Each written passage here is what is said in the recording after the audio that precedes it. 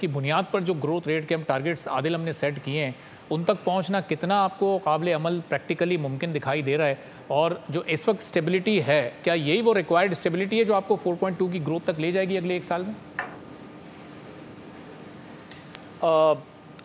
Arbab to be honest economy पर तो बहुत ज़्यादा शाम साहब भी बेटर कमेंट कर सकते हैं। हम तो इकॉनमी के साथ जो उसका पॉलिटिकल एलिमेंट है ना, और आप जिस सेक्टर से सवाल पूछे वो कहते हैं प्रॉब्लम ये है कि हमारे यहाँ कंटिन्यूटी नहीं है।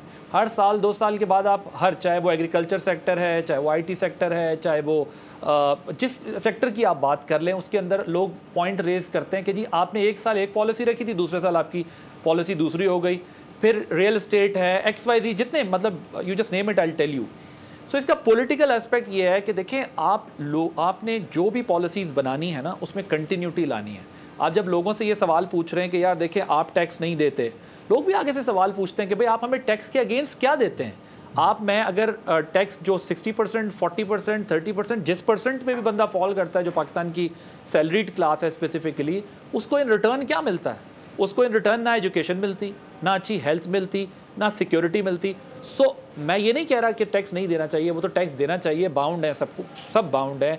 हाँ, एक रिस्पॉन्सिबल सिटीजन के तौर पर ये आपका एक सोशल कॉन्ट्रैक्ट है स्टेट के साथ, लेकिन ये देखना पड़ेगा कि आप उसके अगेंस्ट में लोगों को क्या दे रहे हैं। टैक्स नेट आप उस तरह बढ़ा नहीं पाते, ठीक है। अभी FBR का तो बताया है कि उन्होंने टैक्स नेट में बड़ा नंबर शामिल हुआ है, लेकिन सवाल हमारे सामने ये है कि आप जो कुछ करना चाहते हैं, जिस सेक्टर के साथ करना चाहते हैं, उस सेक्टर को बिठा के उसके साथ लॉन्ग टर्म प्लानिंग करें, लेजिस्लेट करके आप चीज़ों को आगे बढ़ाएं।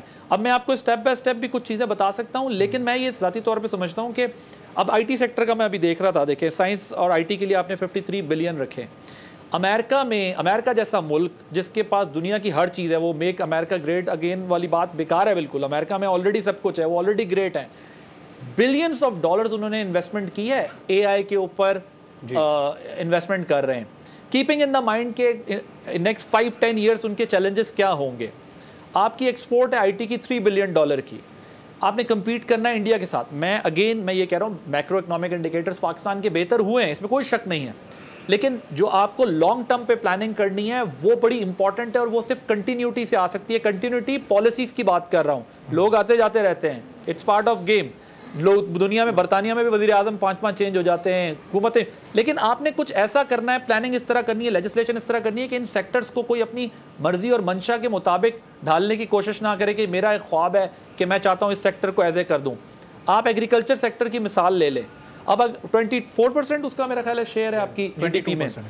अब आपकी फूड सिक्योरिटी चैलेंज बन रही है आपके लिए, ठीक है। आप अपनी चीज़ें जो उगाते हैं, लगाते हैं, गंदम, कपास, ये आपके लिए चैलेंजेस बनते जा रहे हैं। अब अगर आप इनको इंपोर्ट करेंगे तो आपने इंपोर्ट बिल अपना बढ़ा लेना है। तो मैं हर सेक्टर के लोगों को, जिन लोगों के सेक्टर से इंटरेक्शन हुआ, बात हुई है, तो उनसे मैंने सिर्फ यही समझने की कोशिश की। वो कहते हैं कि यार हम क्या करें, अब ठीक है आपने सपोर्ट प्राइस ख़त्म कर दी गंदम की, अब उसका ट्रिकल डाउन इफेक्ट भी होना था, वो नज़र आया है। सो एक सजेशन ये है कि आप अगर ख़त्म करना चाहते थे सपोर्ट प्राइस, वीट का जो इस वक्त क्राइसिस है, जो हमारे सामने चीज़ें आ रही हैं फूड सिक्योरिटी के कॉन्टेक्स्ट में, तो आप ये कर सकते हैं कि अगर मुझे नहीं पता इसकी कॉन्स्टिट्यूशनल या लीगल या क्या फ्रेमवर्क हो सकता है, शायद शाम साहब पे बेटर कमेंट करें।